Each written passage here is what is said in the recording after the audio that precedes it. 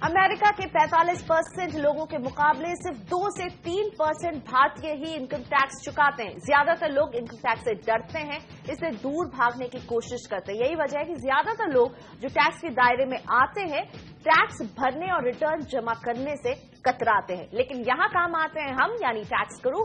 आपका पसंदीदा tax show हम करते हैं आपकी मदद, ताकि आपकी टैक्स की मुश्किल हो आसान और आप अच्छी टैक्स प्लानिंग करके ज्यादा से ज्यादा टैक्स बचा सके। और हमारे लिए टैक्स को आसान बनाते हैं हमारे टैक्स एक्सपर्ट यानी टैक्स गुरु सुभाष लखोटिया जी। तो हम इनसे पूछेंगे वो सारी बातें और आपकी सारी टेंशन को दूर करेंगे।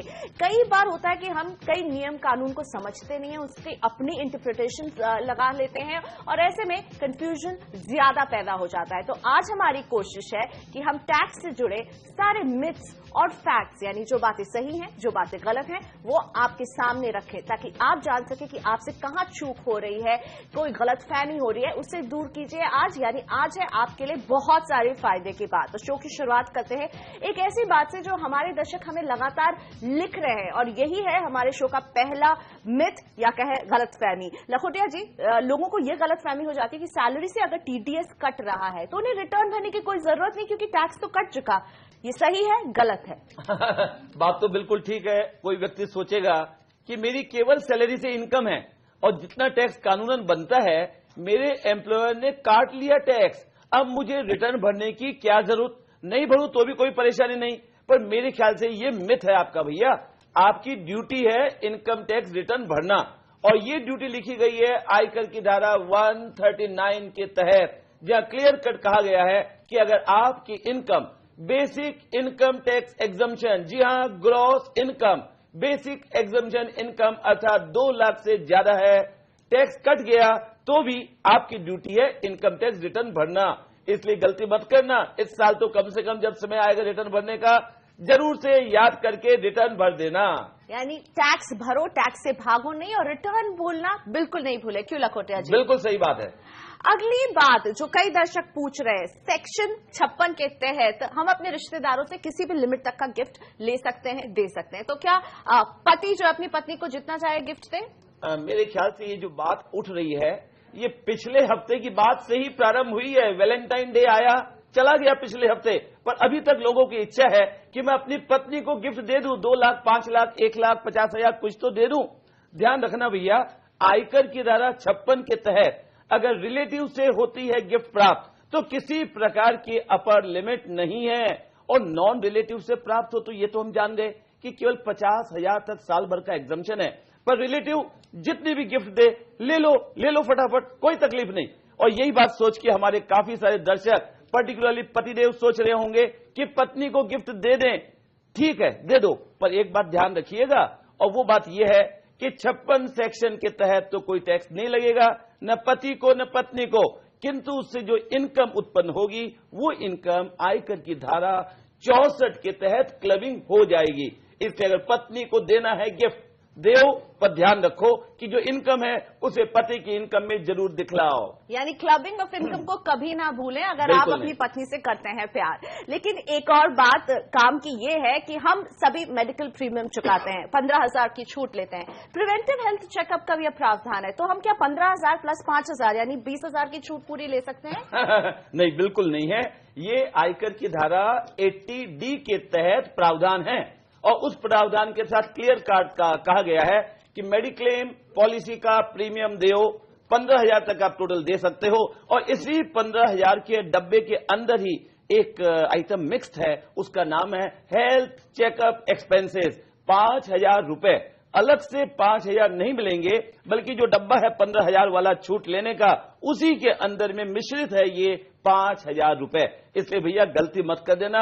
80D का जब रिटर्न भरोगे, इनकम टैक्स रिटर्न, उसमें 15 प्लस 5 20,000 की छूट मत लेना मैक्सिमम 80D के तहत केवल 15,000 रुपए। और लखोटिया जी, अगर इसी 15,000 को 5,000 में हम डिवाइड करें और हम मेडिक्लेम पॉलिसी नहीं लें, हम सिर्फ परिवार के चेकअप के लिए इसको खर्चा करें। वाह, क्या आइडिया सोचा आपने सोचा। और कई दर्शक सोच रहे होंगे और पूछ रहे होंगे ये बात, तभी तो आप हमसे पूछ रहे हैं यहाँ पे कि भाई हम मेडिक्लेम पॉलिसी नहीं लेते, बल्कि पॉलिसी की बजाय बीच बीच में समय समय पे अपना हेल्थ चेकअप करा लेते हैं।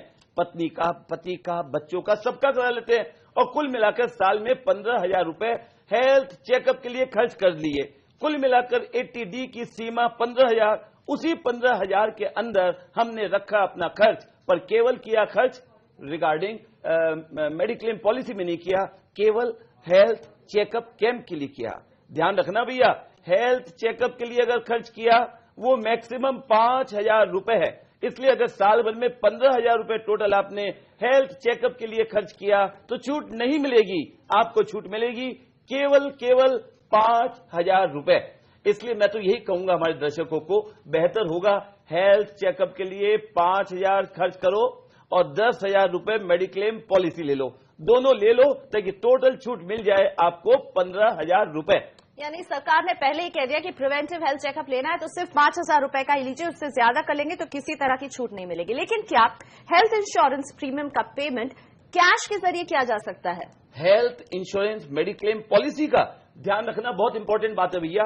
दो तरह की बात हमने बतलाई, हेल्थ चेकअप एक्सपेंसेस और हेल्थ पॉलिसी प्रीमियम का पेमेंट। हेल्थ चेकअप के लिए अब जो 5,000 की लिमिट है उसके तहत तो आप कैश पेमेंट कर सकते हैं, किसी प्रकार की तकलीफ नहीं है। किंतु अगर आप पेमेंट करेंगे मेडिक्लेम पॉलिसी का, बहुत छोटी बदकाम की बात, मेडिक्लेम पॉलिसी का पेमेंट करेंगे तो कैश से अगर पेमेंट करेंगे तो छूट नहीं मिलेगी। क्यों, ऐसा क्यों, किस लिए, ये मत पूछो हमसे, कानून में लिखा हुआ है इसलिए मानना पड़ेगा भैया अभी तो। इसलिए ध्यान रखना, हमेशा मेडिक्लेम पॉलिसी का प्रीमियम जब कभी भी देना हो हमेशा चेक से दो, कैश से पेमेंट मत करो। वक्त हो गया है ब्रेक का, लेकिन ब्रेक के बाद आपके लिए कुछ और काम की बातें लेकर आएंगे। हेल्थ इंश्योरेंस के बारे में बात हो गई, लेकिन अब आपको देंगे इंश्योरेंस से जुड़ी वो सारी जानकारी जो आपको जाननी चाहिए और कोई कंफ्यूजन ना रहे आपके जहन में। पता करेंगे कि क्या शादीशुदा बेटी के इंश्योरेंस का प्रीमियम भरकर छूट लिया जा सकता है या नहीं।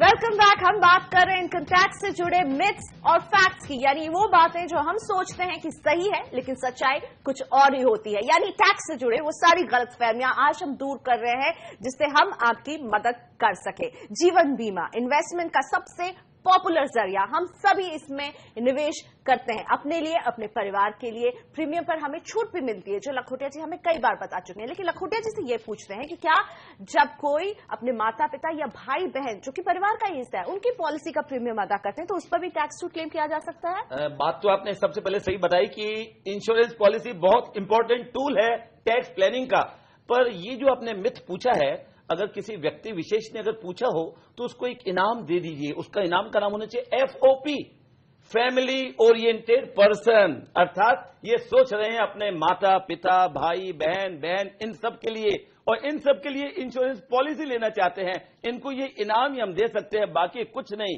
कहने का मतलब टैक्स छूट बिल्कुल नहीं दे सकते भैया, क्योंकि आयकर धारा 80C के तहत क्लियर कट लिखा हुआ है कि इंश्योरेंस प्रीमियम का पेमेंट करो किसके लिए, स्वयं के लिए, पत्नी के लिए और अपने बच्चों के लिए पेमेंट करोगे तो टैक्स छूट मिलेगी। बाकी रिश्तेदारों के लिए पेमेंट करोगे छूट नहीं मिलेगी, इसलिए ध्यान रखना जरूरी है। आपने कहा अपने बच्चे के लिए कर सकते, तो अगर किसी की बेटी है जिसकी शादी हो गई है, उनके प्रीमियम अगर माता पिता अदा कर रहे हैं उस पर छूट मिलेगी या उस पर भी नहीं मिलेगी? बिल्कुल छूट मिलेगी, किसी प्रकार की समस्या नहीं है। बच्चे हमारे बड़े हो गए, शादी भी हो गई, अलग इनकम टैक्स असेसी भी है, तो भी किसी प्रकार की चिंता नहीं है। कई बार तो ये प्रश्न उठता है कि परिवार में बेटी है, बेटी की शादी होगी, क्या शादी के बाद पिता क्या प्रीमियम दे सकते हैं और देने के बाद टैक्स की छूट ले सकते हैं क्या? मेन मुद्दा तो टैक्स की छूट लेने का है। टैक्स की छूट बिल्कुल ले सकते हैं और सरकार ने आपकी इस बात के लिए कंफर्मेशन अप्रूवल दिया इन द फॉर्म ऑफ बहुत पुराना CBDT का सर्कुलर, जहां पर क्लियर कट कहा गया है कि बेटी की शादी के बाद भी अगर पिताजी देते हैं भुगतान इंश्योरेंस पॉलिसी के प्रीमियम का बेटी की लाइफ के लिए तो छूट मिलेगी। कुल मिलाकर जिनके परिवार में बेटी है, शादी भी हो गई बेटी की, उनके लिए बड़ी अच्छी खबर है। आप प्रीमियम देते जाइए अपनी बेटी का और टैक्स की छूट 80C में लेते जाइए। तो लखोटिया जी बिल्कुल साफ है कि इंश्योरेंस का प्रीमियम अगर आप अपनी परिवार के लिए देना चाहते हैं तो उसमें पत्नी और बच्चे शामिल होंगे, और अगर बेटी की शादी हो गई है तब भी उसके प्रीमियम अदा करके पिता को या माता को इस पर छूट मिल सकती है। लेकिन एक और मिथ, कंपनी हमें खर्चा देती है ऑफिस से घर आने जाने का, इस पूरे खर्चे को हम खर्च कर रहे हैं, यानी हम पूरा एक्सपेंस जो है वो कर रहे हैं, तो ऐसे में क्या वो टैक्स फ्री होगा? कहना चाह रहे हैं आप कि उसमें बचत नहीं कर रहे हैं? कितना रुपए महीने का, कितने रुपए, कुछ भी बोलिए। 4000, 5000। ओके, 4000, 5000 आपको गाजर मूली जैसे लग रहा है कि 4-5 में क्या होगा, इतना तो मिलेगा ही। मिले 4000 चाहे 5000, क्योंकि दूर दूर रह रहे हैं आप। किंतु आयकर कानून में दुख की बात है, पर सुननी पड़ेगी भैया। आयकर कानून में बेचारे वेतनभोगी कर्मचारी के लिए अलावेंस जो हमारे को ऑफिस से घर, घर से ऑफिस आने के लिए मिलता है, जिसका नाम है ट्रांसपोर्ट अलावेंस, वो मैक्सिमम से मैक्सिमम 800 रुपए महीने का ही एग्जम्प्ट होगा। इसलिए अगर वेतनभोगी कर्मचारी को मान लीजिए 3000 रुपए मिल रहे हैं हर महीने के सारे खर्च कर रहा है, एक्चुअल हिसाब बना के देता है, किलोमीटर से जोड़ बाकी करके पेट्रोल के पैसे लेता है, तो भी मैक्सिमम 800 रुपए एग्जम्प्टेड, और अगर 3000 मिले तो 2200 रुपए पे इनकम टैक्स देना पड़ेगा। आप कहेंगे कहां लिखा है, ये क्यों हो रहा है ऐसा कानून? इसलिए हो रहा है कि आयकर कानून में रूल 2BB में लिखा हुआ है maximum amount exempted for commuting office से घर, घर से office in the form of transport allowance, maximum से मैक्सिमम 800 रुपए महीना। इससे एक बात तो मानना पड़ेगा, देश में इन्फ्लेशन नहीं है। बिल्कुल, मैं यही बोलने वाली, यानी कि सरकार चाहती है कि हम सब दफ्तर के इतने करीब ना कि सिर्फ 800 रुपए खर्च हो, किसका 800 खर्च हो रहा ये बोलना बहुत मुश्किल है लखोटिया जी। लेकिन एक कारोबारी ने हमें एक सवाल भेजा है और हमें लगा ये हमें आपके सामने रखना चाहिए। एक कारोबारी हैं, वो पूछ रहे हैं कि अगर वो एक ही दिन में अलग अलग समय पर किसी को 20,000 रुपए कैश देते हैं तो ये तो बिल्कुल सही होगा ना? ओके, मतलब पेमेंट जो कर रहे हैं वो घड़ी देख के पेमेंट कर रहे हैं। दिन के 10 बजे 20,000, 2 बजे फिर 20,000, 4 बजे फिर 20,000, रात को 6 बजे फिर 20,000 पेमेंट कर दिया, अलग अलग समय में घड़ी देख के दिया भुगतान हमने। पहले चल जाता था पर अब नहीं चलेगा दोस्तों, अब ये मिथ हो गया, क्योंकि रियलिटी कानून के हिसाब से ये है, हर बिजनेसमैन के लिए एक ही नियम, चाहे हो प्रोप्राइटर, चाहे पार्टनरशिप फर्म या हो कंपनी, चाहे LLP, अगर आपने एक व्यक्ति को दिन भर में 20,000 से ज्यादा भुगतान किया बिजनेस एक्सपेंडिचर का, तो खर्चा अलाउ नहीं होगा। ये बात सावधानी रहिएगा, ध्यान रखिएगा। इंक्लूडिंग परचेजेस भी करते हैं तो भी अकाउंट पे चेक दो, कैश पेमेंट मत करो। लखोटिया जी, चुनाव करीब आ रहे हैं, राजनीतिक पार्टी को आप कहते हैं अगर चंदा दिया जाए तो टैक्स नहीं लगेगा, तो चंदा अगर कैश में दे रहे हैं और किसी मान्यता प्राप्त राजनीतिक पार्टी को दे रहे हैं तो सही है ना? हाँ, मतलब राजनीतिक पार्टी को चंदा देना है, बिल्कुल सही है। चंदा देंगे तो आपको टैक्स की छूट मिलेगी, जितना चाहो चंदा दे दो, टैक्स की छूट मिलेगी। और मेरे ख्याल से इसी बात से प्रेरित होके ढेर सारे लोग चंदा देना चाह रहे हैं, पर आपने एक शब्द बोल दिया, हम राजनीतिक पार्टी को कैश पेमेंट देते हैं और रसीद ले लेते हैं। जी हाँ, रसीद भी ले ली, छूट भी मिलेगी आयकर की धारा के अंतर्गत। किंतु एक समस्या है, समस्या यह है कि अगर कैश से भुगतान किया पॉलिटिकल पार्टी को, रसीद भी आपने ले ली, तो आपको टैक्स की छूट नहीं मिलेगी। इसलिए ध्यान रखना, जब देना हो पेमेंट पॉलिटिकल पार्टी को, बोलना भैया घर जाके चेक बना के आपको चेक भेजूंगा, अभी जेब में पैसे है तो भी नहीं दे सकता, क्योंकि देने से मुझे छूट नहीं मिलेगी। तो ट्रुथ और मिथ का हमारा ये सफर जारी रहेगा, लेकिन फिलहाल वक्त है ब्रेक का। ब्रेक के बाद हम आपको बताने वाले हैं कि क्या माता पिता के लिए किराए पर लिए गए मकान पर छूट का फायदा आप क्लेम कर सकते हैं या नहीं।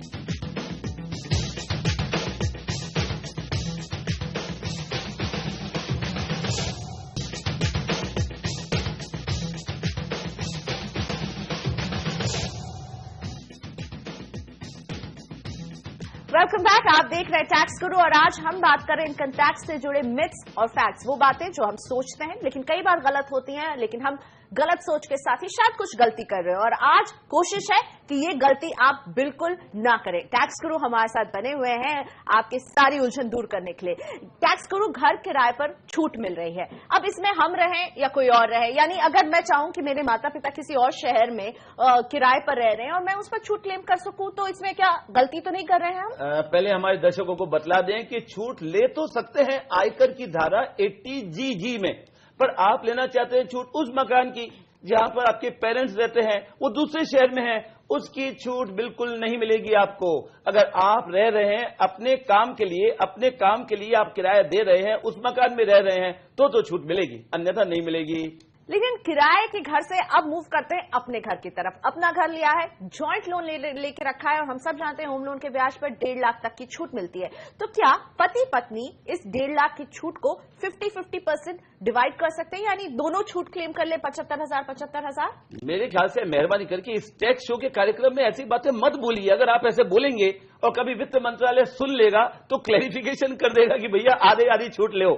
आयकर कानून में नियम है 1.5 लाख रुपए तक की छूट ब्याज के लिए वो हर असेसी को मिलेगी। इसलिए अगर एक मकान 2 in 1 कंसेप्ट में ले लिया, अर्थात मकान एक दोनों ने ले लिया जॉइंटली, हस्बैंड और वाइफ ने, तो दोनों को 1.5 लाख रुपए की छूट मिलेगी। बहुत फायदे की बात है। और एक फायदे की बात है सेक्शन 80E जो हमें एजुकेशन लोन पर छूट दिलवाता है। तो क्या कोई व्यक्ति अपने भाई बहन की शिक्षा के लिए भी ये लोन लेकर 80E के तहत छूट ले सकता है? पहले तो दर्शकों को बतला दे, 80E पर छूट जो मिलती है आजकल रीपेमेंट ऑफ एजुकेशन लोन पे नहीं मिलती, और छूट मिलती है केवल जो ब्याज देते हैं एजुकेशन लोन का, उसके लिए। अब अगर आपने अपने भाई के पढ़ाई के लिए लोन ले लिया, ब्याज का भुगतान कर रहे हैं, तो 80E के तहत छूट बिल्कुल नहीं मिलने वाली। क्लेम मत करिएगा, अन्यथा गलती कहलाएगी इनकम टैक्स रिटर्न में। केवल आपके लिए मिलती है ये छूट, पत्नी के लिए और अपने बच्चों के लिए। यानी इनकम टैक्स कानून में लखोटिया जी फैमिली का जो डेफिनेशन है वो बहुत क्लियर है। हमने देखा इंश्योरेंस प्रीमियम में भी आपको अपने लिए, अपनी पत्नी के लिए, अपने बच्चों के लिए मिलेगी, एजुकेशन लोन में ये ध्यान रखना जरूरी है। नहीं, देखिए कंसेप्ट तो आपने बताया, क्लैरिटी तो है, पर हमें ऐसी क्लैरिटी नहीं चाहिए। हमें चाहिए हमारे पुराने संस्कार के हिसाब से मैं, मेरी पत्नी, बच्चे, केवल इतना ही नहीं, मैं, मेरे पति, पत्नी, बच्चे और परिवार के सदस्य सबके लिए इंश्योरेंस पॉलिसी दूं, छोटे भाई बहनों को पढ़ाऊं, उनके लिए ब्याज की छूट मिले, ये होना चाहिए। पर आज के दिन में नहीं ऐसा नियम। पर हां, अगले चुनाव के समय में हम इस बात को जरूर रखेंगे सभी पॉलिटिकल पार्टीज के लिए कि आप भी जरा सोचो इस बारे में और टैक्स पेयर को राहत दो, यानी दायरा इसका बढ़ाया जाए। अब बात करते हैं बैंक के ब्याज भी, जिसमें 10,000 तक की छूट मिलती है। तो क्या फिक्स डिपॉजिट से होने वाली इनकम में भी कम से कम 10,000 की छूट मिल जाएगी? ये मेरी विश लिस्ट है, मिलनी चाहिए, ऐसा मैं चाहती हूं, किंतु आयकर कानून के हिसाब से बिल्कुल नहीं मिलेगी छूट। बैंक एफडी के ब्याज की राशि अगर 10,000 रुपए तक आता है बैंक एफडी का ब्याज, तो बिल्कुल भी 1 रुपए की भी छूट नहीं मिलेगी। आयकर कानून में जो छूट है वो 10,000 तक है, पर किसके लिए? बैंक से है, बैंक से ब्याज के लिए है। वो कौन सा ब्याज? ब्याज जो एफडी से नहीं आए, ब्याज वही जो सेविंग्स बैंक अकाउंट से आए, उस ब्याज से 10,000 रुपए तक की छूट है। इसलिए जब रिटर्न भरेंगे ना इस साल, तो गलती मत कर देना, अगर बैंक एफडी से ब्याज आए उसकी पूरी राशि को इनकम टैक्स रिटर्न में दिखलाना, एग्जम्पशन उसमें क्लेम बिल्कुल मत करना। लेकिन लखोटिया जी, एफडी से जो ब्याज मिलता है उस पर टीडीएस भी तो कटता है। टीडीएस कटता है तो क्या हुआ, टीडीएस कटता है, कटे, पर ध्यान ये रखना है कि टीडीएस के अलावा भी रिटर्न में दिखलाना पर्टिकुलरली ऐसे करदाताओं के लिए बहुत ज्यादा जरूरी है जिनकी सालाना income including bank FDR 5 lakh से ज्यादा है। बड़ा सिंपल सा एग्जांपल है, अगर 5 लाख से ज्यादा है मेरी टोटल सैलरी इनकम या अन्य इनकम, तो मैं 20% टैक्स के दायरे में आ जाऊंगा। और अगर टीडीएस बैंक ने काटा केवल 10%, तो बाकी 10% भी तो मुझे देना पड़ेगा ना। इसलिए जरूरी है हमेशा इनकम टैक्स रिटर्न में बैंक एफडी के ब्याज को दिखलाएं, फिर जो एप्लीकेबल टैक्सेस है लेस टीडीएस, फिर बाकी राशि को जमा दे। यानी कि रिटर्न भरते वक्त फिक्स डिपॉजिट को बिल्कुल भी ना भूलिए, इससे होने वाली ब्याज को दिखाना जरूरी है। टैक्स रूल आप बताते हैं कि एचयूएफ आप बनाइए और इससे बहुत फायदा होता है, लेकिन कई दर्शक हमसे पूछ रहे हैं कि घर में जो है उन्हें बेटा नहीं है, तो क्या फिर भी वो एचयूएफ बना सकते हैं? यानी बेटी के नाम पर एचयूएफ का सीधा सवाल। कोई तकलीफ नहीं, चाहे बेटा हो चाहे बेटी हो, या आप हो डिंग्स, डबल इनकम, नो किड्स, केवल पति पत्नी, रिसेंटली मैरिड और अभी कोई बच्चे है ही नहीं, तो भी आप अपनी एचयूएफ बना सकते हैं, किसी प्रकार की समस्या नहीं है। बहुत पहले, करीब 30 साल पहले सुप्रीम कोर्ट का एक फैसला भी हो गया, प्रेम कुमार के जजमेंट हो गए, जिसमें कहा गया एचयूएफ के लिए कोई बच्चा होना या लड़का होना जरूरी नहीं। तो ऐसे हमारे लाखों करदाता भारत में जिनके परिवार में हस्बैंड वाइफ है, केवल बेटी है या बेटा है या नहीं है बच्चे, तो भी HUF बना सकते हैं। तो लखोटिया जी, हमने आज उम्मीद करते हैं कि कई गलतफहमी तो जरूर दूर की होगी। आपको लग रहा है कोई ऐसी गलतफहमी जो हमसे छूट गई है, जो करदाता बार बार करते हैं, जो आप क्लियर करना चाहेंगे? नहीं, मेरे ख्याल से जितना समय था उसमें इतनी बातें की तो काफी इंपॉर्टेंट बातें हैं। बल्कि मैं चाहूंगा कि हमारे दर्शक इस बारे में लिखें कि जो मिथ्स और फैक्ट्स के बारे में आज हमने चर्चा की, कैसे लगी ये चर्चा। अगर अच्छी लगी तो हम साल में 2-3 बार इस प्रकार के कार्यक्रम को लेंगे। बिल्कुल, शुक्रिया लखोटिया जी, आज इतने सारे फैक्ट्स और मिथ्स हम सबके सामने रखने के लिए। आज के लिए इतना ही, लेकिन लखोटिया जी जैसे बोल रहे थे कि केवल आप हमें अपने सवाल ही नहीं भेजे, बल्कि अपनी राय भी भेजे कि आपको कैसा लगा ये फैक्ट्स और मिथ्स वाला हमारा शो। तो आप हमें SMS के जरिए भेजिए अपने सवाल, जिसमें आप पीछे लिखकर स्पेस दीजिए, सवाल और नाम लिखकर से 51818 पर भेज दीजिए। और आप अपनी राय और सलाह हमें ईमेल के जरिए भेज सकते हैं tax@moneycontrol.com पर। इसी मेल एड्रेस पर आप अपने सवाल भी भेज सकते हैं। ये पता जो आपकी स्क्रीन पर दिख रहा है, ये हमारा पोस्टल एड्रेस है, इस पर भी भेज सकते हैं आप अपने सवाल। तो आज टैक्स गुरु में हमें यही इजाजत दीजिए। नमस्कार, हम अगले हफ्ते फिर हाजिर रहेंगे टैक्स आसान बनाने के लिए।